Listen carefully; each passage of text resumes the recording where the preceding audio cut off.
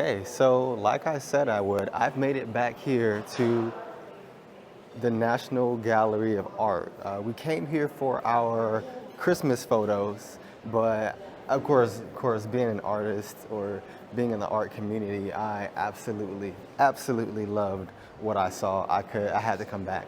I had to come back at a time where I could take my time and just really, yeah, really take it all in. Oh, I see. Just really take it all in. Absolutely. So I'm back. I'm excited. I'm going where the Impressionists are because that's one of my favorite times in all of European centric art history. So you're kind of living vicariously through me. Let's get going. So this seems like just a stairwell to everybody else, but this is actually a stairwell that has a little bit of significance to me and the woman I've pledged my life to, in that we took pictures on this stairwell for our Christmas cards. They turned out very nice, of course, because we have the best photographer in all of DC, and I will fight you on that because he's awesome. That right there is a painting that the woman I pledged my life to was like, yo, is that Napoleon? And we had to come up and take a look at it later to find out that no, it's not, but we thought it was. And coming up is going to be one of the grandest features that you're going to see while you're here. Are y'all ready? Let's go. Yes. This water fountain is phenomenal and absolutely beautiful. It's just, it's hard to put it into words. It really is. It's something that no matter how you feel about art, whether you're an appreciator, whether you're a critic, you just have to stop and just pay attention and take a second. Maybe it's something about the rushing water that just makes us naturally want to calm down and be calm and still. Maybe it's the beautifully arranged flowers. Maybe it's the sculpture. It could be a lot of stuff. I just know it's beautiful.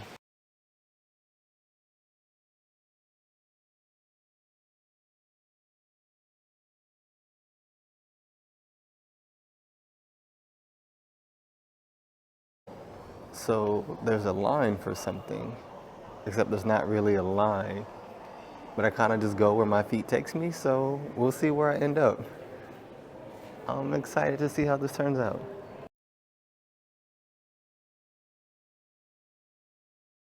So one thing I never considered about the Impressionist movement was that the French had just lost the Franco-Prussian War years earlier. It's undeniable that this cynicism that the feel when you lose, especially a war, was playing a part in the back of all the painters' minds. This right here that I'm going over is a map. It shows the destruction wrought by the civil insurrection between the French National Army and the Commune government. Orange shading, in this case, buildings that were destroyed by fires, including the Tuileries. Oh.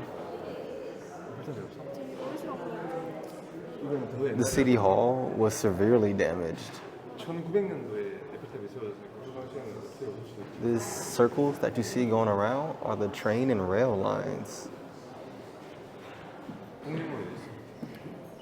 A careful observer will notice that the Eiffel Tower, which is very central to Parisian identity, it's like a Parisian landmark, it's not on this map. And that's because it was completed in 1889, and this map was done in 1871. The more you know. Okay, so I'm here standing in front of the most, oh yeah, you're good. I'm here in front of the most consequential painting of the Impressionist movement. Here we have Claude Monet's Impression, Sunrise. It's from the title of this painting that gave the movement its name. And originally, the movement, as it was thought to be at the time, was called Impressionist by the critic His last name was Leroy, like Eric Leroy, Cedric Leroy, something like that. And he was using it as an epithet. He was using it as the cuss words. He was saying that this style of painting is little more than a sketch. It just gives you the impression of what real art should be. But the title caught on, and now we have the whole Impressionist era. So, started as hate, now it's real. We often talk about putting your homies on, and my man Camille Caballot LaSalle did exactly that. He's credited as the author, but it's really a collaboration effort. He painted the foreground and then invited 6 of his homies to come and paint these little paintings that you see inside as a showcase of the works of art that they were going to do in the upcoming exhibition. So by coming and looking at this, you got a preview of the art and artists that you was going to see if you went to the exhibition. This is what it's like when you put your homies on. This is what it's about. Big ups. Okay, so here we have a painting by Eva Gonzalez. Yes, Eva Gonzalez. She was a painter from the Impressionist era. And you don't hear a lot about the female painters from that era. In fact, it wasn't until like 1958, and I forget the name of the book it was in, that people even began to give them notice, let alone recognition. Even within their time, they were derided for being females and for painting.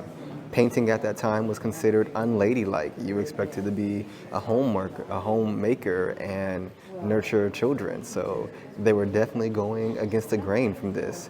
And I think a lot of that gets reflected in their art.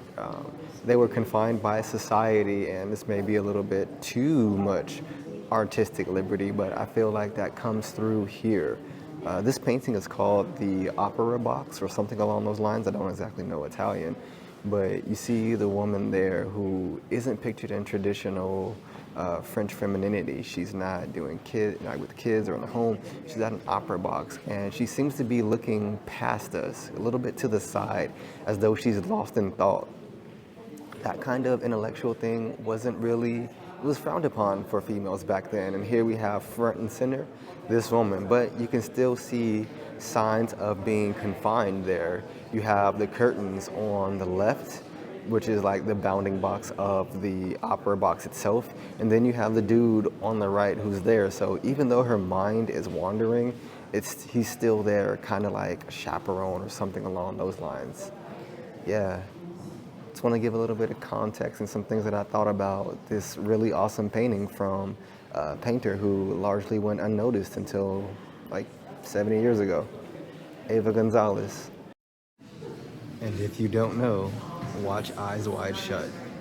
So I'm highlighting this painting by Ernst Dues, because we often think of people way back then being prudish and chaste, when in fact they were just as nasty as we are today. So this painting here is called Splendor. And if you're not a part of the culture at the time, it just looks like a painting of a woman with a dog, maybe affluent based on the way the dog is, the jewels that she has on, her rings, her earrings, those kind of things. But actually, if I can get a little closer, there we go. You see she has on heavy makeup, and she has on some very, what they call affluent clothing of the time. Back then, they would have called her, what's the word? A courtesan. They would have called her a courtesan back then. Nowadays, we would say prostitute or hoe. And apparently, she was a very affluent one, or one who had access to very high-ranking clientele who could afford to buy her gifts that were so lavish. Again, the makeup, the jewels, the dog, the clothing. This tradition is continuing on even today. If you listen to stripper raps such as Meg Thee Stallion and City Girls, and they say, you know, F 'em for a bag, get your money, get flued out. That's a whole song, get flued out. So they weren't really all that chaste back then. They weren't so pure and pious. They were just as nasty as we are today. So here we have So here we have the Ludovic Napoleon Lepic's paintings of the flood. And while only two paintings survived, the left and the right, there was a central one in the side, in the center here. It would have been a scene depicting the flood from the Bible. And from those not familiar, the Bible, and believe in Genesis, talks about how God wanted to start over with his creations. So he sent a massive planet-wide flood. And the only people who survived were Noah and his family by building an ark and taking two of every creature onto this ark. Yes, he even brought two mosquitoes for some reason, like for real, man, come on. Anyway, after water subsided, Noah sent out different animals to see if it was safe to go back on land. So he sent out a crow and he sent out a dove. Only the dove came back, and it was to bring back an olive branch to show Noah that everything was safe and you can return. It's why in colloquial terms we say, hey, we're extending an olive branch when we're trying to make peace with somebody.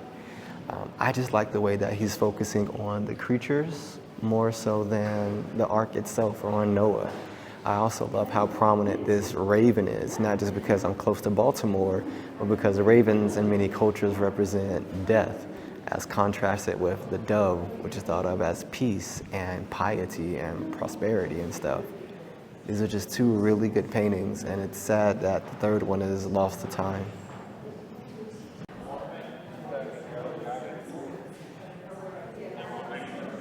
Okay, y'all, so I'm really geeking out right now. Y'all know Claude Monet is one of my favorite painters ever. And earlier this year, I got to visit his exhibit and walk through this painting here. This painting here, the Japanese footbridge.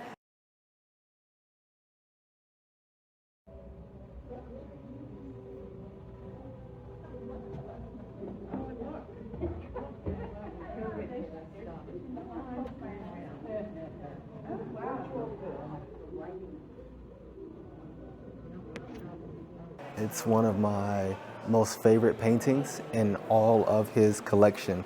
And I got to walk through it earlier, and I get to be here and see it now. This is just absolutely amazing. There are so much emotions going on right now.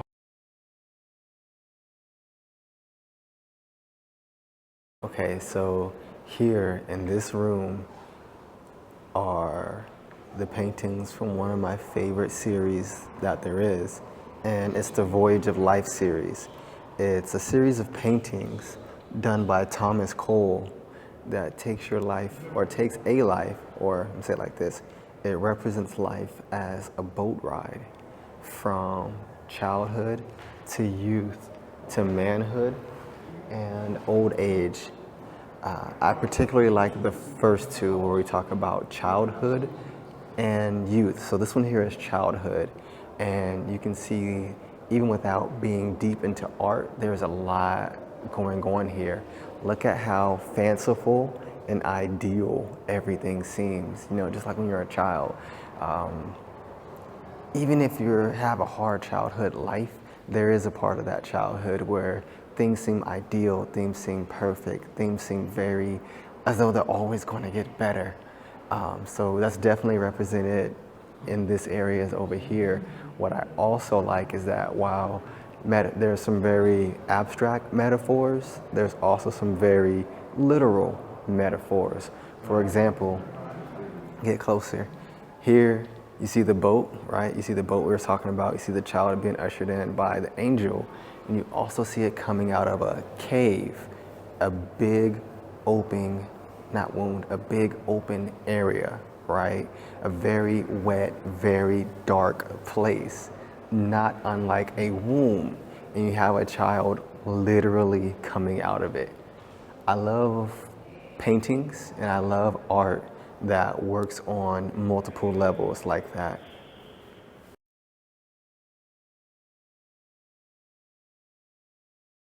Okay, so here we have William Michael Harnet's painting of a violin, which, as we know, is the nastiest of all instruments. Why, might you ask? It has a G string.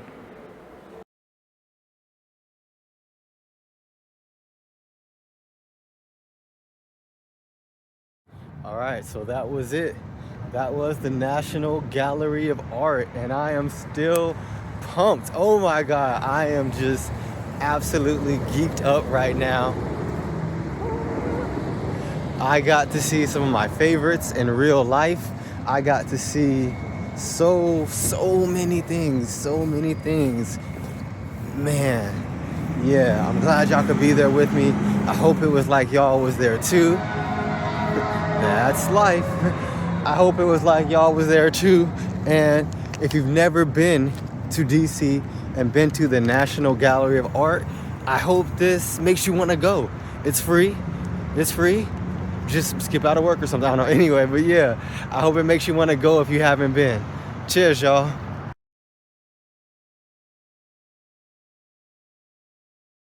So walking along 7th Street, I see this and I'm like, yo, Clara Barton, what? And then come to see there's more. But also, turns out Clara Barton really might have lived and worked at the Clara Barton Missing Soldiers Office Museum.